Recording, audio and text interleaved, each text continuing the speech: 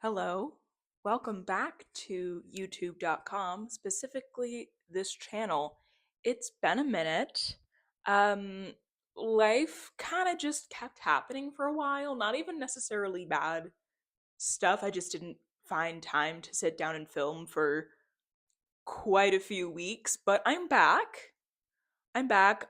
Will I be posting on a super regular basis now? I think that has yet to be seen. Um, the holidays are upon us, so I feel like life is going to just kind of keep happening. Um, and then once the holidays are over, my job gets really, really busy. So, I have not even a modicum of confidence that I will be posting on a super regular basis. However, I am committed to posting, when I can. So I guess if you've liked what you've seen so far, maybe consider subscribing. That's really the best way to actually know when I post because it'll be pretty sporadic. I'll be honest with you. Anyway, the end of the year is upon us, which means that if you've set some sort of reading goal for yourself, you have, by the time this goes up, probably less than a month to actually achieve that. Now, reading goals. Do I have them? Yeah, I usually do kind of set a number for myself, but I'm trying not to take too much stock in that. I think sometimes reading goals can kind of become like the reading Olympics where people are like, "Look, I read 100 books." And I don't think that we should value the number per se, because if those 100 books are, I don't know, all really short and really easy, or you hardly comprehended them, that, like, what's the point in having read 100 books if you're just, like, again, like, reading whatever or not reading anything very deeply? But if you need a goal to hold yourself accountable, to fight off the brain rot demons, to, remind yourself that you should close the app, turn off the reality television, whatever, what have you, whatever your personal brain candy is. Like, that's cool. That's great. And if you need to achieve that goal, to have a little accomplishment, to give yourself that boost, to keep doing that next year, fantastic. Absolutely. I'm here to give you a few short books so you can hopefully achieve it. All of these books, with the exception of one, which I'll explain why it's still in this pile, are under 200 pages. None of them are super super dense or hard to get through. But yeah, let me just start going through this pile, and yeah, hopefully you'll find something that will help you achieve that reading goal of yours. Let's see. The first thing I guess I want to go over is a series.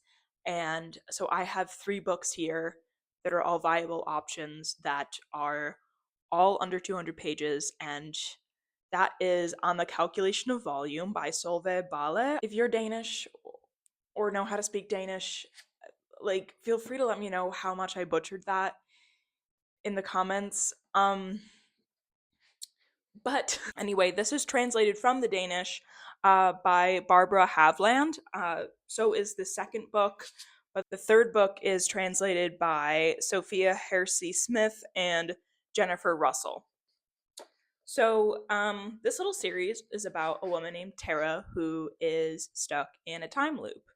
In the first book, she explains that she was in Paris to do some work meetings. She is an antiquarian bookseller, so she's gonna be meeting with some different people in Paris.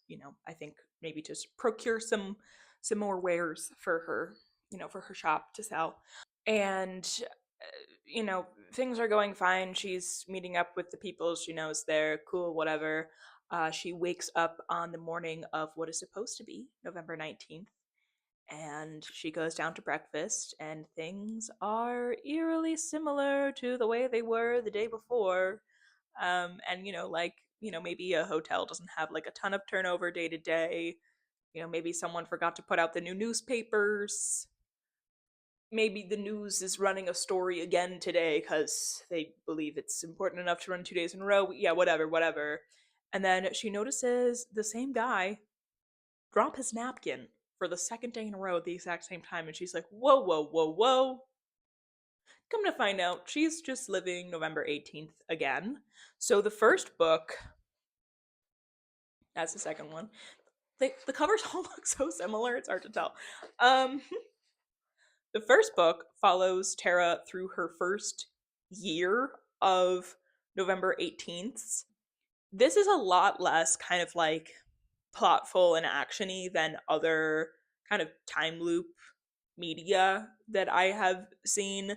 A lot of this is just kind of her adjusting to her new circumstances. She decides to go home because she misses her husband, and she asks her husband to try to help her, like, kind of figure out what's going on, try to figure out kind of like what are the rules of this time loop, what can and cannot come with her, like, is she aging, is she whatever, or is she stuck, also like stuck in time like her body, how to figure all that stuff out. But after a while, they don't make a ton of progress because he forgets everything day to day because he's not in the time loop with her. And also, she feels kind of lonely having to wake up every morning and explain to him like why she's not in Paris like she's supposed to be on that day, and kind of like go through the whole ordeal. So it kind of shows how she copes, where she goes, whatever. The second book is very reflective. I would say like the first book has a little bit of action, like a little bit of plot. The second book, she decides that she misses having the four seasons. She doesn't want to be stuck in November forever, so she basically just tries to kind of follow weather wherever it is. Like she goes to different places so she can experience different weather. Like she goes way up north so she can get some snow, and then she goes way down south so she can get some warmth. And she basically goes through a whole other year before landing in a different city that she decides to kind of stay in for a while. The second book, as I said, is just very reflective. So if you gave up at book two, if you've read this series, then I don't necessarily feel like you need to stop. Like if you really don't think you're gonna have interest in the rest of the series, like don't read it. But if you're kind of on the fence, I will say that book three, like I'm not even gonna tell you like what even happens in this book because it's a spoiler for like the last few pages of the second books. And this is kind of where the plot like kind of starts to pick up again. Like regardless, it's slow and reflective. This whole series is fairly slow and reflective, but like this, the plot picks up a little bit. So if you're on the fence, maybe see if your local library has this one. I will say I read the first one back in April. I wanted to read the second and the third one, so I ordered them maybe about a month ago, and I thought that the third book would be a pre-order because it wasn't supposed to come out until November 18th, but I think Barnes and Noble messed up and it was at my house on the 14th. So I just read the second one and the third one back to back at that point, and actually finished the second one on November 18th, the day it was supposed to come out. And that was really eerie, actually. When I woke up on the 19th, I was relieved. I'll say that. So I don't know, maybe if you wanted to wait for next year. By next year, the fourth one will be out. I believe all seven books are out in Danish. So if you are a Danish speaker or reader, like I think you could binge the whole series if you wanted to. But I believe the fourth book is coming out in English this spring. So I mean, if you wanted to wait until next year, kind of tuck these away in your back pocket, you could binge them all in not binge them all. You could binge at least four of them in mid-November like I did. But yeah, so that's that on that. I guess I'll move on. Okay, so the next book that I wanted to talk about is Passing by Nella Larsen. This might be a good pick if you have goals other than like a number that you wanted to achieve. This is definitely a classic. I mean, it's a Penguin Black Spine Classics edition, so I don't think it could be anything else, but it was written in 1929, so I don't think the language is too difficult to get through. I do feel like, at least for me, when I started reading classics that were, early 19th century, late 18th century. The language was a little bit difficult to get used to because more of the words they use are, out of use or more obscure now, and even just the way that they like phrased them things was odd and not how I think people would speak today. But only about 100 years ago, like it's not, obviously there's differences, but it's not overwhelming. I think it reads very naturally. So this could be a good option if you're looking to fit a couple more classics in before the end of the year. Anyway, what is this even about? This is about two women, Irene and Claire, and they're both black, but they kind of pass as white. They're pretty light skinned and they can kind of pass, hence the name Passing. And they knew each other when they were teenagers. Life happened, they went their separate ways, and they happened to kind of run into each other again as adults. Irene is sitting up in a restaurant. They're not in the South where there's like strict Jim Crow laws, but most of this book takes place in Harlem and like a little bit in Chicago, um, where there are still places that are kind of like de facto whites only. And they both kind of use this to their advantage. So when the book opens, Irene is sitting in a restaurant that is again kind of like de facto whites only, or maybe it's strictly whites only. Um, and this random white lady starts saying her name, and she's like, "Oh my god, who is that? Have I been found out?" No, it's not. It's not a white lady. It turns out it's Claire, good old Claire, her friend from back in the day. And Irene, while she does, every once in a while, kind of occasionally go into these spaces and try to pass for white, her husband is black, very obviously black. Her children are very obviously black. She lives in a black neighborhood. She's not, trying to be anything other than what she is. Meanwhile, Claire is married to a white guy. And not just any white guy, she's married to a white guy who is actively racist, even by 1929 standards.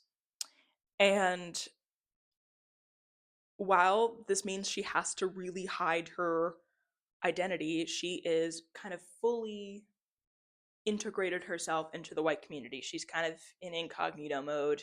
She has a kid with this guy,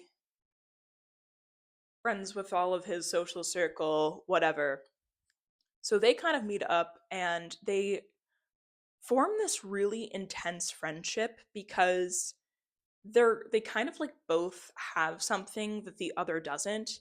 While Claire has a lot of privilege that maybe Irene doesn't always have, especially when she's kind of in the context of her community, Irene has a connection to her community and to her culture, and she doesn't live in fear of being like found out all of the time. So basically, this friendship just intensifies. Eventually, it reaches kind of a fever pitch. It's very dramatic, but I really enjoyed this book when I read it. Nella Larsen, the author, she only wrote one other novel and then I believe a few short stories, and then she became a nurse. I was reading on her Wikipedia page, it seems like there was kind of a bit of drama and maybe some misogyny involved as to why she stopped writing. I don't remember all of the details, but it's upsetting that she felt the need that she needed to stop writing because I thought this was written very beautifully, and I definitely do want to read her other novel, which I believe is also short-ish. So maybe if you see that one at the library instead of this one or the bookstore or whatever, I'm sure it would be great. But yeah, that is Passing by Nella Larsen. So you can see on this cover, there's a sticker that I can't remove that says there's a Netflix adaptation. I am interested in watching that, but I'm scared. I'm really scared after the disaster that was Persuasion. And honestly, if I'm being really honest, the disaster that was this most recent Frankenstein adaptation, is that a hot take? I don't know. Um, I'm kind of scared. I do not trust Netflix with classic literature, but I want to try. So if someone's both read this book and then seen that and can tell me if it sucks or not, let me know, because I don't know. It's not at the top of my list because, again, I'm scared. I'm really scared. But that is Passing by Nella Larsen. We'll move on to the next one. The next book is called The Woman in the Purple Skirt by Natsuko Imamura. And this is translated from the Japanese by Lucy North. Um anyway, this book, The Woman in the Purple Skirt, is about a woman in a purple skirt. The narrator is kind of like weirdly infatuated with the woman in the purple skirt. Um and she kind of goes out of her way just to kind of like observe this woman.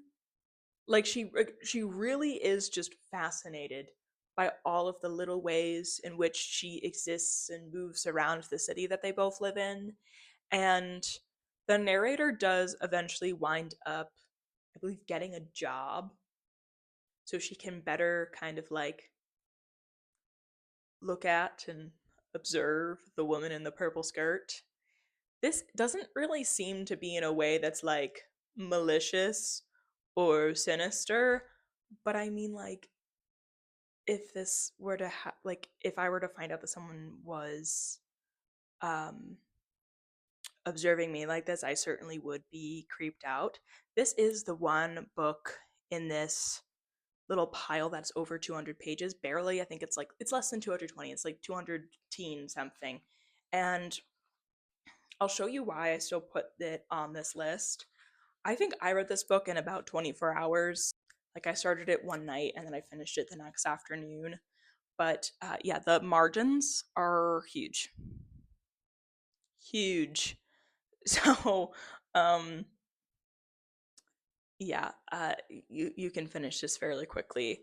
Um, if you're into Japanese literature, if you read other Japanese literature, I feel like this kind of follows like the general style that I observe in Japanese literature, which I can't quite put my finger on exactly what it is, but I feel like there's a certain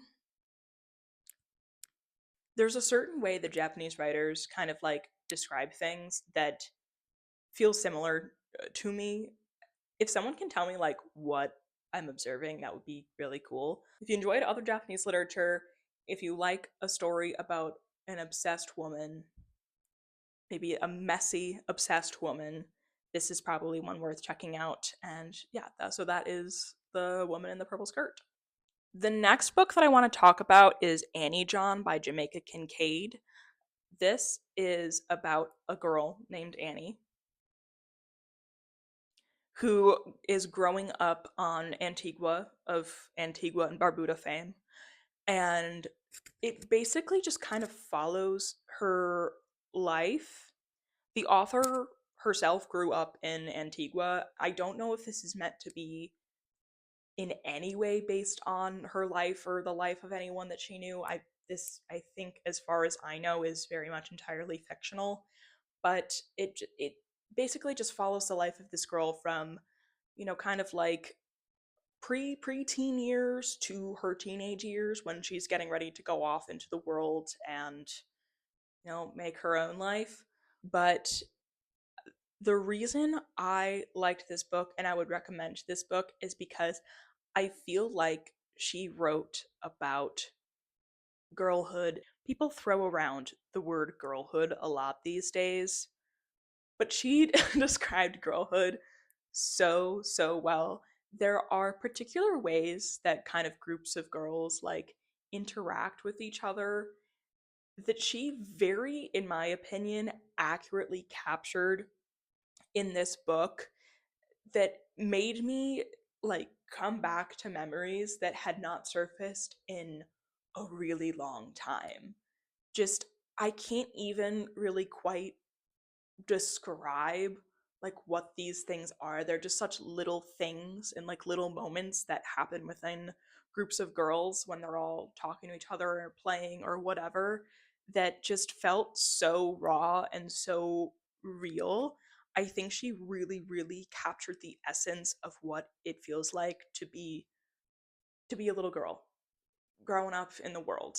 And then I guess I can't as accurately say if what it feels like to be a girl growing up in Antigua, because I have not been there, and I didn't grow up there even if I had been there.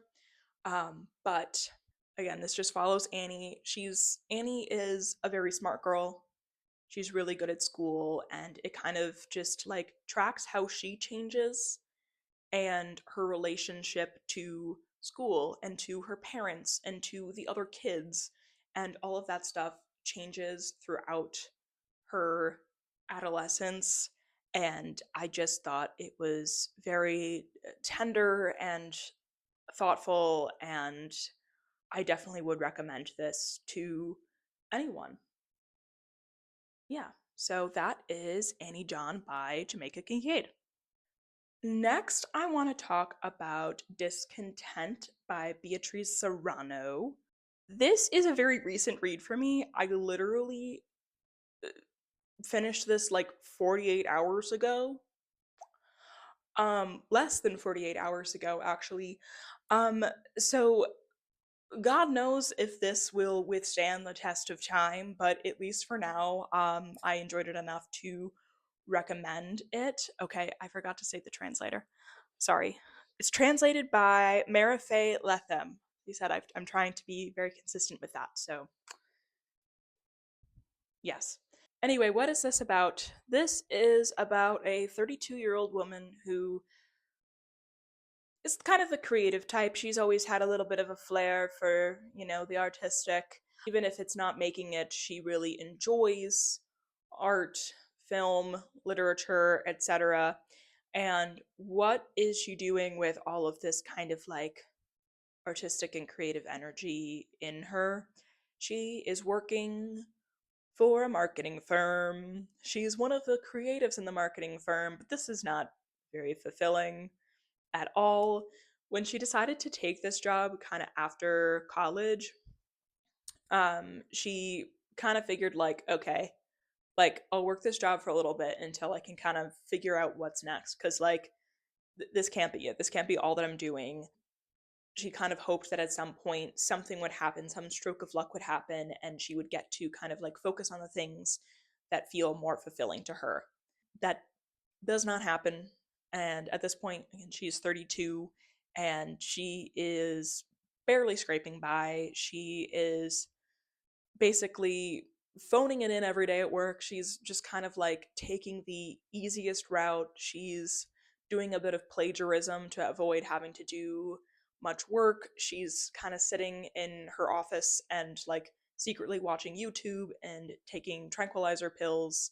And to top it all off, one of her favorite coworkers passes away, and she doesn't even get any closure because HR said like they can't disclose, cause of death and like any kind of personal details for this coworker. So she doesn't even really get any closure on that. And in this book, she reconnects with a girl that she went to college with, who she also kind of felt was the more kind of like free spirited creative type. And she's not really doing that either, but she at least makes like really good money because she's kind of like sold out. You'll see what I mean by that. Anyway, at this point, main character Marisa, I don't know if I've said her name before. The main character, Marisa, she's really just hoping that she'll get some sort of like massive insurance payout or something. Like she's hoping for some sort of tragedy to happen to her. She talks about pretty early on in the book, like how she always walks to work in the hopes of like something terrible happening to her on her commute. So she, one, either doesn't have to go in, or two, hopefully gets like some extended period of time off, because at this point she's kind of given up on other avenues of like making her dreams happen. Is Marisa, the main character, a good person? I don't think so. Is she someone who you should model your life off of? Absolutely not. However, there were things throughout this that felt like too relatable. I definitely kind of am the sort of person who, like, I am working my current job, and honestly, like, I'm not as miserable as she is. Like, I actually like the people that I work with, and that helps.